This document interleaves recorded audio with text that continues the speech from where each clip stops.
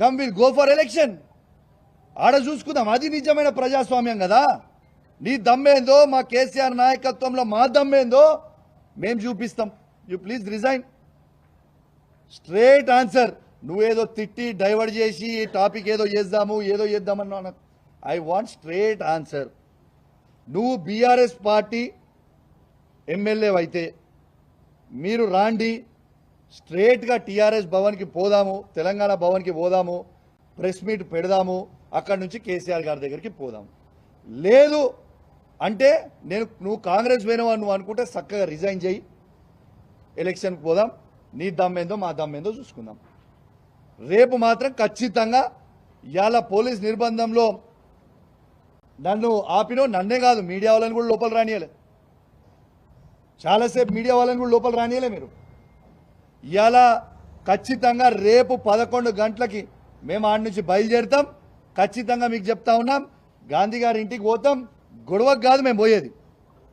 ఆయన మా BRS party MLA అంటుండు కాబట్టి మా షేర్లింగంపల్లి కాన్స్టిట్యున్సీలో ఉన్న బీఆర్ఎస్ కార్యకర్తలు, మా ఉమ్మడి రంగారెడ్డి జిల్లాలో ఉన్న బీఆర్ఎస్ కార్యకర్తలు, జిహెచ్ఎంసీలో ఉన్న బీఆర్ఎస్ కార్యకర్తలు అందరం కూడా ఆడ మీటింగ్ పెట్టుకోవడానికి పోతున్నాం. ఆయనకు స్వాగతం పలికి తెలంగాణ భవన్కి తీసుకొచ్చి మళ్ళా కేసీఆర్ గారి దగ్గరికి తీసుకుపోతామని చెప్పి సందర్భంగా తెలియజేస్తా ఉన్నాను. నువ్వు మాట్లాడిన మాటలకి నేను నీకంటే రెట్టింపు మాట్లాడగలుగుతా, కానీ నీ విజ్ఞతకే ఇచ్చిపెట్టిన నీ యావత్ షేర్లింగంపల్లి ప్రజలందరూ కూడా చూసిర్రు. మైనంపల్లి హనుమంతరావు కూడా అల్వాల్లో మీటింగ్ పెట్టినప్పుడు ఇదే విధంగా కేటీఆర్ గారిని నోటికొచ్చినట్టు దూషించిండు. 50,000 మెజారిటీతో ఓడిపోయిండు. నెక్స్ట్ నీది కూడా గదే గతి పడుతుందని చెప్పి సందర్భంగా తెలియజేస్తూ సెలవు తీసుకుంటా ఉన్నాను. జై తెలంగాణ, జై కేసీఆర్.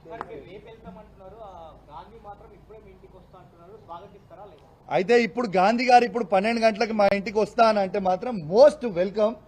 రాగానే బీఆర్ఎస్ పార్టీ కండువ కప్పి లోపలికి తీసుకెళ్తాం, ఇద్దరం కలిసి భోజనం చేసుకుంటాం. భోజనం చేసి ఇక్కడి నుంచి మనము స్ట్రేట్గా తెలంగాణ భవన్కి పోదాం. తెలంగాణ భవన్లో ప్రెస్ మీట్ పెట్టి అక్కడి నుంచి స్ట్రేట్గా కేసీఆర్ గారి దగ్గరికి పోదాం. స్వాగతిస్తున్నాం, వెల్కమ్. నేను గాంధీని ఒక్కరినే కాదు బాబు, నిన్న చూసినో లేదో, నువ్వు ఇంతకుముందు చూసినో లేదో, గాంధీ గారు ఒక్కరే కాదు, దానం నాగేంద్ర గారి గురించి మాట్లాడినా, కడియం శ్రీహరి గారి గురించి మాట్లాడినా, గాంధీ గారి గురించి మాట్లాడినా, మన కృష్ణమోహన్ రెడ్డి గారి గురించి మాట్లాడినా, వెంకట్రావు గారి గురించి మాట్లాడినా, ఎవ్రీబడి పోయిన 10 ఎమ్మెల్యేలకు కూడా జవాబు చెప్తా ఉన్నాం. ఓకే, గాంధీ గారిని టార్గెట్ చేయడం అని కాదు, గాంధీ గారు అన్నారు. 10 ఎమ్మెల్యేలలో గాంధీ గారు అన్నారు. ఏమని అన్నారు గాంధీ గారు? ఆయన ఏమని అన్నారు? నేను కాంగ్రెస్ పార్టీలో చేరలేదు, నేను బీఆర్ఎస్ పార్టీ ఎమ్మెల్యేనే అని గాంధీ గారే అన్నారు కదా, నేనలే కదా. మా ఎమ్మెల్యే ఇంటికి నేను పోతా అన్న, తప్పేంటిది? Nothing wrong.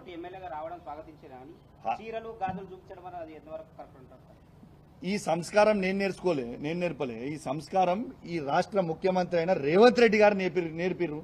అదే కరెక్ట్ అని నేను అనుకున్నా. రేవంత్ రెడ్డి గారు కూడా మా కేటీఆర్ గారు అన్నారు కదా, చీరలు కట్టుకొని, చీర కట్టుకొని, గాజులు వేసుకొని ఆడ బస్ ఎక్కువ అని అన్నది రేవంత్ రెడ్డి గారు కాదా? మరి రేవంత్ రెడ్డి గారే మాట్లాడుతున్నప్పుడు, ఈ రాష్ట్ర ముఖ్యమంత్రి కాన్స్టిట్యూషన్ హెడ్ అన్నప్పుడు, గవర్నర్ తర్వాత తనే కాబట్టి తను మాట్లాడినప్పుడు అది కరెక్ట్ అన్నా కనిపించింది. ఆయన నేర్పించిన సంస్కారం ఇది, నేను నేర్చిన సంస్కారం కాదు. దిస్ ఇస్ రేవంత్ రెడ్డి గారు నేర్పించిన సంస్కారం.